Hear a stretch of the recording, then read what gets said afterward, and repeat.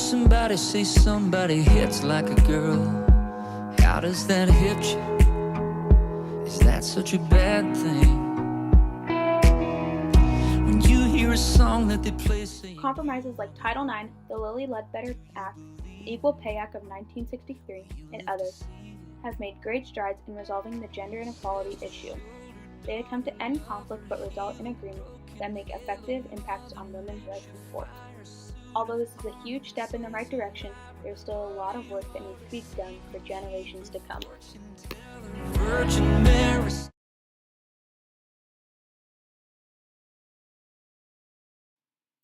Women have faced inequality since the dawn of time, from not being able to work, vote, and not having a say in government. During my presentation, I will be focusing on gender inequality in sports. Throughout your career as a player, did you ever experience or witness any inequality because of your gender? As a player, the typical, I played with boys, so I was like 13 or 14, and they wouldn't give you the ball, and even if you were the best one out there, you wouldn't necessarily get the ball. Coaching-wise, I never experienced anything. And then when I was in junior high school, I went to a private Christian school, and there was no girls soccer team, so I played with the boys, and I was on the JV because I was, I think, in 7th, 8th grade, and traditionally at the end of the season, a couple of players from the team on JV would get called up to varsity, just kind of a rite of passage, and there had never been a girl called up to varsity, and I'm not conceited in any way about my playing ability, but I was probably the best one on the JV team and had 3 or 4 boys called up and not myself, and it was kind of just one of those things where people like knew, but you kind of talked about it like hush hush, but nobody really fought for it, whereas now I feel like there would have been a total movement to make the right thing happen, so that stands out the most to me. Title IX, an amendment passed in 1972, was a huge step towards women's equality in sports. Title IX is the amendment that made it so colleges had to have equal amounts of opportunities in sports for men and women. The Fair Pay Act was passed in 1963. The act was passed because a woman brought up the issue that a man was doing the same exact job as her but getting paid more. The Fair Pay Act made it so that way it would never happen again. Equal work deserves equal pay. The Lilly Ledbetter Act was also a very huge part in the Fair Pay Act. In 2015, the United States women's soccer team won the World Cup. The year before, the United States men's soccer team went to the second round but were sent home after. Throughout the journey of winning the World Cup, there were major complications. One of the complications happened after the World Cup occurred. It was brought to the attention of many on what pay differences between Jill Ellis, the women's national coach, and Jurgen Klinsmann, the men's national coach at the time were. Another complication was that the women had to play on artificial grass 8 out of 10 games. Studies have shown that playing on artificial grass causes more injuries and is harder on your body. The men's national team played on grass all of their games. The women were also placed in 3-star hotels, while the men were placed in 5-star hotels. What is your opinion on the accommodations the women's national team had versus the men's national team? Accommodations meaning that the women had to play on artificial turf while the men's national team played on grass. Outrageous. I looked into it, and I remember when it all came out, all the players, they tweeted about it. Sydney Leroux, she tweeted all the injuries that she had from it, and then I think it was Abby Wambach who she tweeted pictures, and it was awful. And I did a little bit of research, and I found out that they had to play, I think, 8 out of 10 games on turf, and if the men have to play on turf, they have maintenance crew come in and they put sod on top of it, so the men don't have to play on it. So I think it's outrageous, I think it's sexist, and I think they need to fix it. That she asked for it just 'cause she was wearing a skirt. Oh, is that how that works? The year the women's national team won the World Cup, Jill Ellis, the women's national team head coach, received a base salary of $200,000, while Jurgen Klinsmann, the men's national team coach at the time, received a base salary of $2.5 million after he only made it to the second round of the World Cup. Women are typically paid less than men, but an amount that far apart is obscure. Did you know that during 2014, the year the women's team won the World Cup, Jurgen Klinsmann's base salary was $2.5 million and Jill Ellis received a base salary of $200,000. Reading this information, what is your opinion on the wage gaps between the two? I think everything I keep saying is outrageous, but I think it's awful. I think even the bonuses are completely different. When the women won the World Cup, Jill Ellis's bonus was 90 grand, and when the men made it to the second round, he got 500 grand. So I think the gap is just insane, and I know the argument is usually the revenue, what the men bring in compared to the women, but I don't see a reason why the gap is so big when you win a World Cup and then you don't even get close to winning it, and it's such a massive gap. I think it's completely unfair. Women are typically paid much less than men. In 2015, some of the members of the women's national soccer team threatened to go on strike because the wage gaps were so large between the men and the women. This brought up the issue of equal pay, equal play.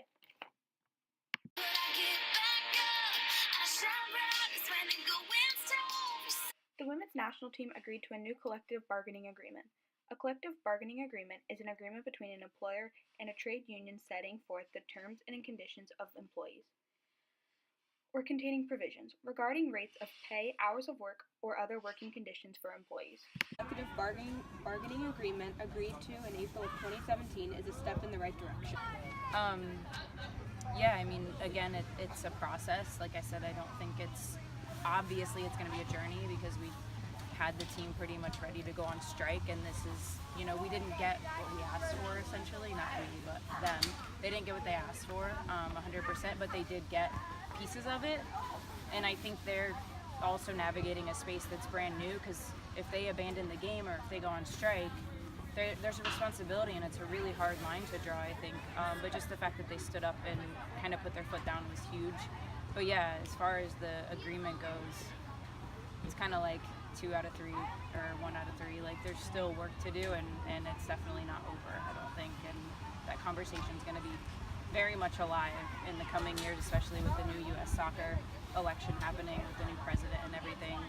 So it'll be interesting to see what happens, and I think there's some progressive candidates, so hopefully they speak up and can get a seat in there. So When somebody talks about how it was Adam first. Women wanting gender equality in sports has had many negative outcomes. Many people do not believe in supporting women in sports. One of the most common places for people to release their backlash is on social media. Many women in sports who have wanted gender equality have been receiving much hate on social media. But many people have supported women in sports. The women threatening to go on strike caused some negative outcomes, but overall it was brought to the attention of many. The women even got a raise. Many of the men's national team players even started the hashtag on social media, #OneNation1Team. Have you seen a change of how women are treated in sports? yes, I think just the awareness overall. I think obviously there's a long way to go, but I think the awareness of it and having people speak up about it that have a platform and use their platform. As far as treatment goes in other countries, I can't necessarily say yes, but I think that's where our job comes in, kind of as a first world society, and with the resources that we have and the funds that we have, it's important to kind of set the tone, I think, and show the rest of the world this is possible and this is how it should happen. But overall, I definitely think there's been an improvement in the treatment of female athletes. Because of the publicity that the women's national soccer team got during the time period, the number of girls who play soccer as a competitive sport has doubled since. Or did he save the best for last? In conclusion, between women taking stands, compromises, and people supporting each other, women have come a long way in sports. There are still many issues that hopefully will be fixed. We have taken large strides towards gender equality in sports. Do you feel that we will ever achieve gender equality? I think we will. I think we're getting there. I think it's moving, it's progressing, but I think it's going to take time. Hopefully we'll see it before I die. But I think we're getting there slowly but surely. Do you feel that we will ever achieve gender equality? I like to think so. Yes.